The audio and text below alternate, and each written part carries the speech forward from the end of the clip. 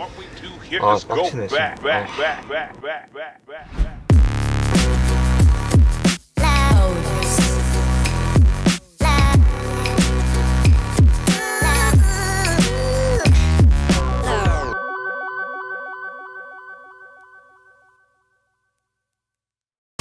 안녕하십니까, 정차장입니다. 오늘은 강도 두 번째 편 바로 들어갑니다. 어제 연락이 왔어요. 경찰을 검거했대.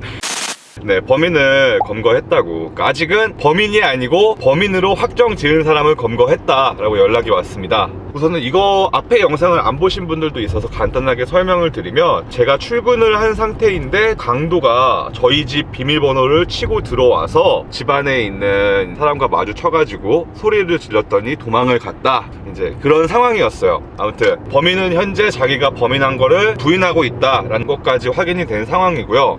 영상을 원래 2부까지 올리려고 했는데 3부까지 올려야 될 것 같아요. 아무튼 어제 경찰과 통화를 하면서 참 많은 그런 것을 알게 되었습니다. 이 사람이 놓치고 갔던 게 뭐냐면, 이제 사람이 집에 있는지 없는지 확인을 하기 위해서 벨을 눌렀어요. 저희 집은 벨을 누르게 되면은 집 앞에 현관 있죠. 현관에서도 카메라가 촬영되게 돼 있어요. 스샷이라고 하죠. 스샷. 벨을 띵동 하면은 찰칵 해가지고 벨을 누른 사람의 얼굴을 촬영하는 게 있었는데, 거기에 이제 얼굴이 정확하진 않지만 담겼어요. 근데 이 사람이 그날만 처음 왔던 게 아니고 뭐 2019년 12월 언제 12월 며칠 이렇게 들어왔던 기록이 있었고, 아파트 CCTV 카메라를 확인한 결과 막 아파트 층수를 막 다 확인하는 것들이 확인이 됐고요. 그리고 외부인 차량이 아파트로 들어올 때 같은 경우는 몇 동 몇 호 왔습니다 뭐 이런 식으로 말을 하는데, 그거를 대조해 보니까 올 때마다 호수를 다르게 말하고 있었다. 그래서 어떠한 범인을 단정 짓게 됐고, 그 범인이 마지막 온 날 렌터카를 타고 왔었어요. 어떤 걸 들고 가려고 차까지 가지고 왔는지 모르겠는데, 그 렌터카로 신원 파악을 해가지고 누군지 알아내고, 그리고 검찰에다가 영장 청구 맞나요? 아무튼 네, 그거를 받고 경찰이 가서 잡아온 상황까지 이렇게 벌어진 것입니다. 근데 사실 지금까지의 대화 내용은 놀랍지도 않습니다. 범인을 잡고 부인을 해서 수색하는 도중에 GPS가 하나 발견이 됐어요. 이거 뭐냐 하고 추궁을 하는 도중에 나온 사실이, 제 차에다가 GPS를 부착해가지고 나의 위치를 파악했다는 것이에요. 나 이거 실화야? 이거 실화냐고. 영화 아니야, 영화? 아, 근데 좀 무서워. GPS는 좀 너무했잖아. 내 위치를 알아서 뭐하게. 근데 또 대단한 건, 그 범인이 바로 정찬영 도비 채널의 구독자다. 자기는 범인 사실을 부인하고, 나는 범인이 아니다, 정찬영 도비의 구독자고 팬이다, 팬심으로써 정찬영 씨를 만나고 싶어가지고 매일 집 앞에 서성거렸고 그 사람을 만나기 위해서 쫓아다녔다. 뭐야? 나한테 왜 그러는 거야? 조금 무서워요. 그러니까 어떤 게 무섭냐면, 뭐 쫓아다니고 이런 것보다, 와 이러다 진짜 칼침 맞을 수도 있겠는데 좀 이렇게 좀 그런 무서움이 생기더라고. 아, 생각하기 싫어. 아무튼 좀 무서워. 아, GPS가 뭐야.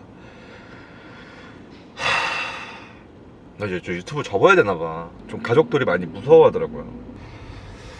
아, 빡치네 지금. 아무튼 좀 같이 경찰서로 가가지고 다시 말을 이어나가도록 하겠습니다.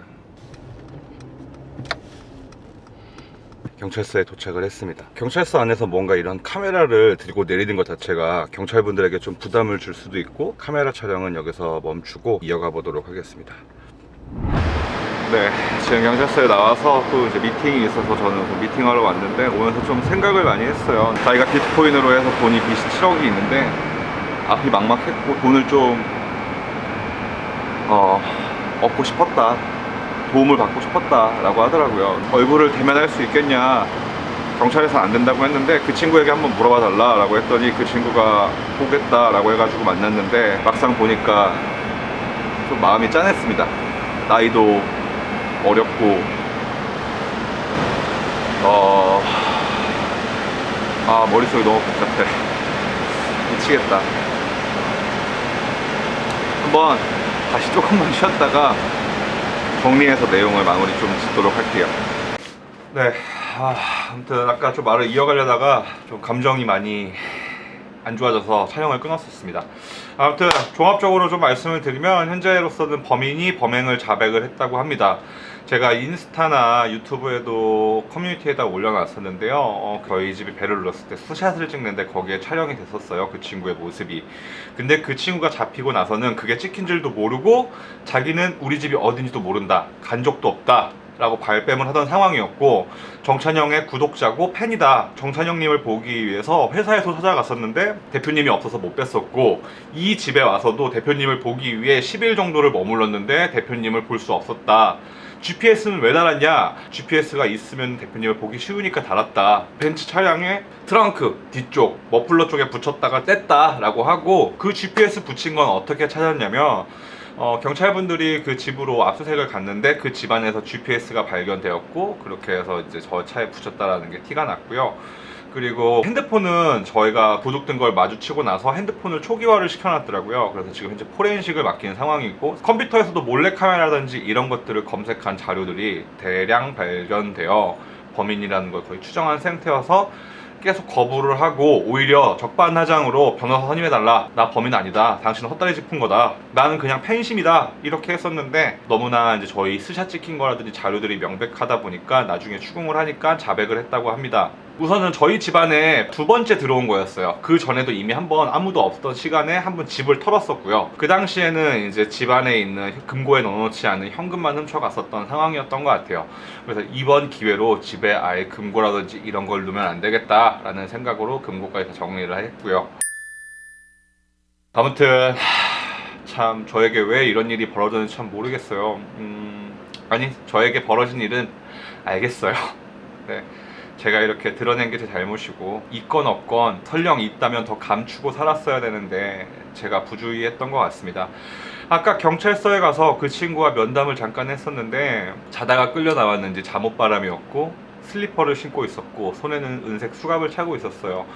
얼굴은 되게 생각보다 순수해 보였고요. 그래서 자기는 계속 범인이 아니다 라고 해가지고, 그래 아닐 수도 있겠지 않을까 라는 내심에 조금 그런 건 있었는데,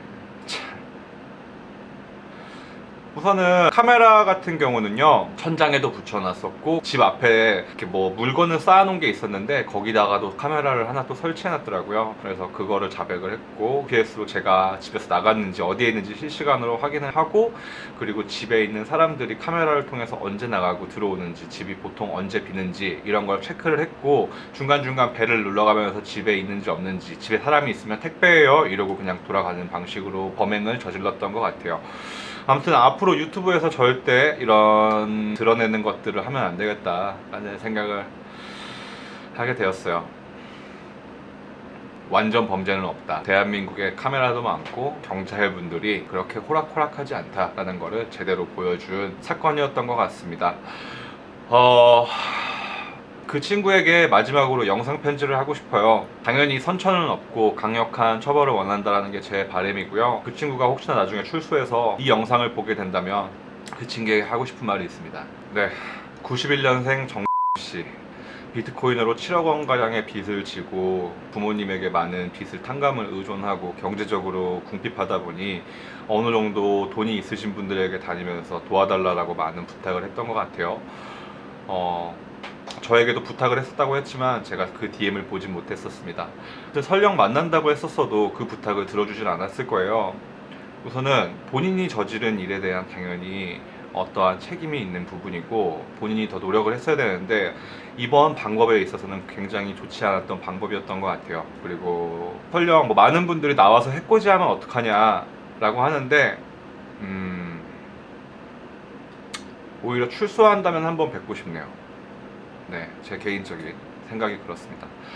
부모님이 아까 1층에서 계셨는데 많이 믿고 있던 것 같더라고요. 내리사랑이라고 하고 팔은 안으로 굽는다고 해서 그 부모님의 마음은 충분히 이해를 가나, 자식된 도리로서 부모님 가슴에 칼을 꽂는 거, 그거 굉장히 안 좋은 행동입니다. 나와서 당신이 지은 그런 부모님에 대한 죄 잘 치르시길 바라겠고, 그리고 저희 집에서 훔쳐간 현금, 그거는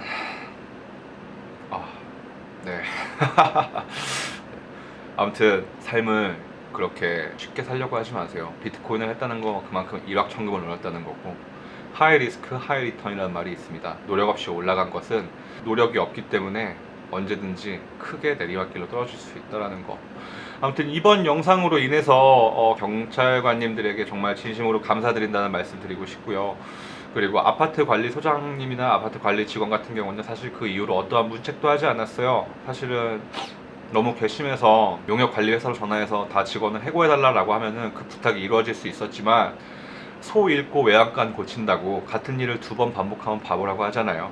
그동안 일이 겪었지 않기 때문에 충분히 이런 사례가 있었을 거라 생각하고, 저로 인해서 저희 아파트의 보안이나 이런 것들은 더 안전해졌으리라 생각합니다. 이번 계기로 아파트라든지 주민들을 위해서 더 좋은 시설과 관리를 해주시길 바라겠고, 이걸 보고 계시는 만약에 그 정의 부모님이 계시다면 볼 수도 있을 것 같아요. 네. 선처는 없습니다.